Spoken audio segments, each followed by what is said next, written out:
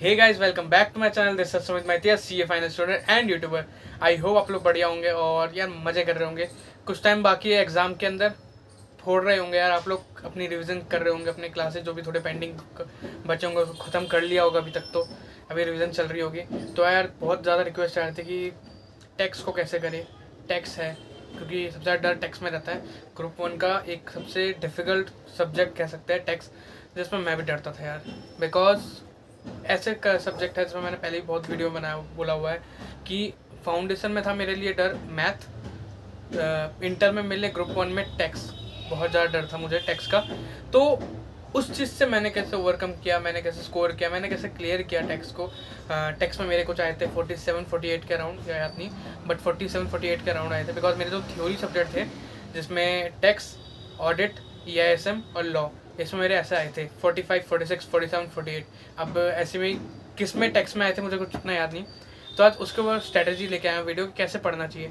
तो यार आगे बढ़ने से पहले मैं बता देना चाहता हूँ यार, जैसे कि सबको पता है कि मैंने बोला हुआ है कि स्टडी बडी क्लब लेके आता है, बहुत ही बेहतरीन चीज़, जिसमें आपको इंपॉर्टेंट क्वेश्चन की वो लोग देते हैं लिस्ट, जो एक्सपेक्टेड 70 to 80 मार्क्स का आपको एग्जाम में दिख जाता है।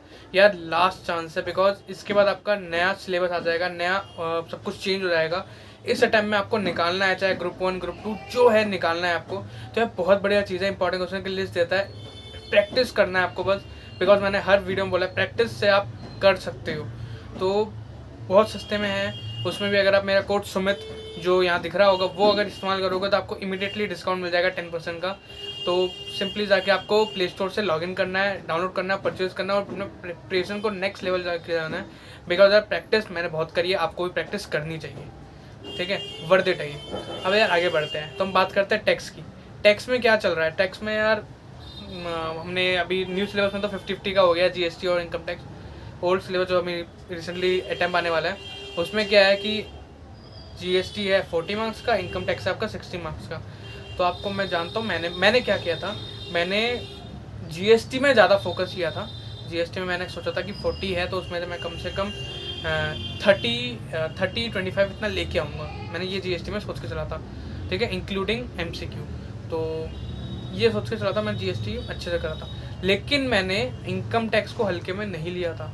मैं डेली इनकम टैक्स का एक क्वेश्चन उठाता था, स्टडी मेट से कोई भी उठा लेता था, कुछ भी उठा लेता था, ठीक है। मैंने उठा लिया, जो बड़ा क्वेश्चन दिख रहा है, सबसे बड़ा जो क्वेश्चन दिख रहा है हर चैप्टर से, उसको उठा लिया, उसको उठा के उसका क्वेश्चन सॉल्व करने लग गया। जो भी समझ आ रहा है, जो समझ आ रहा है, सुबह एक क्वेश्चन, शाम को एक क्वेश्चन उठा के पढ़ लिया।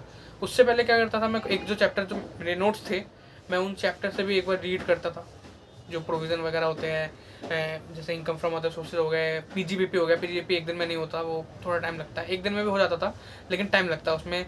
बाकी सब्जेक्ट रिवीजन रिवाइज करने में आपको 2 से 3 घंटे लगते हैं, लेकिन PGBP में आपको कम से कम आपका लगेगा 4-5 घंटे लग जाते हैं, अच्छे जगह पढ़ने जाओ तो उसमें टाइम लगता है।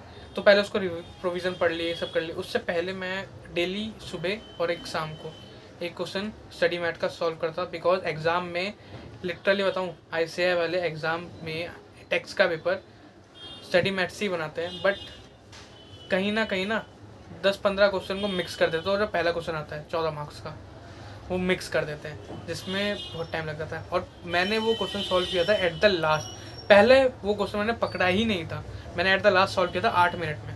अभी भी मुझे याद है 8 मिनट में, जब मैंने अपना सर्टिफाइड कॉपी मंगवाया था उसमें मेरे 7 मार्क्स आए थे। मुझे सही लगा भाई, 8 मिनट में सॉल्व किया, 7 मार्क्स आ गए।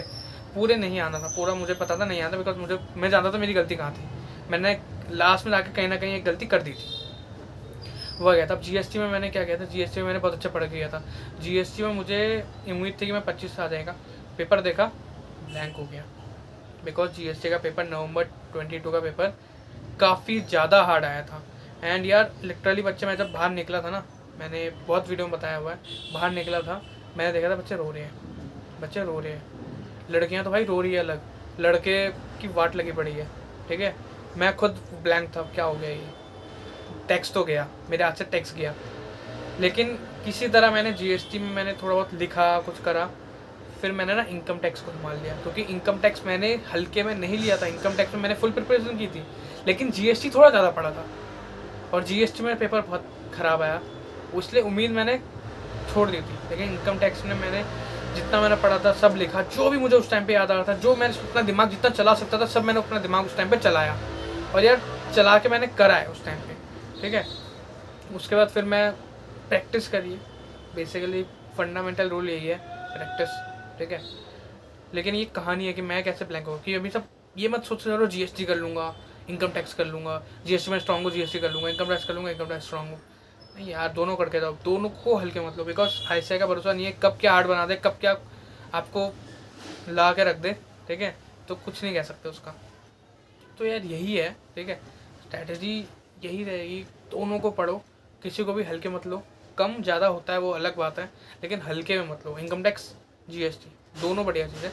और जैसे कि अभी मैं रिसेंटली कुछ वीडियो डाल रहा हूँ, अपने 75 स्टडी चैलेंज की वीडियो में रिसेंटली डाल रहा हूँ, आपको यहाँ दिख रहा होगा, यहाँ पर मैं अपनी 75 डेज में सीए फाइनल की जो प्रिपरेशन करूँगा डेली आर्टिकलशिप के साथ मैं डेली 2 से 3 घंटा पढ़ूंगा, बिकॉज मुश्किल होता है यार, 1-2 दिन आसान होता है, बाद में एक टाइम पे आके ना आप पढ़ नहीं पाते, तब खराब होने जाती है, तो उस टाइम पे भी मैं ट्राई करूँगा पढ़ने का, कि 2 से 3 घंटे का जो मैंने एक रखा है, एम रखा है, गोल रखा है, उसको मुझे अचीव करना है डेली का।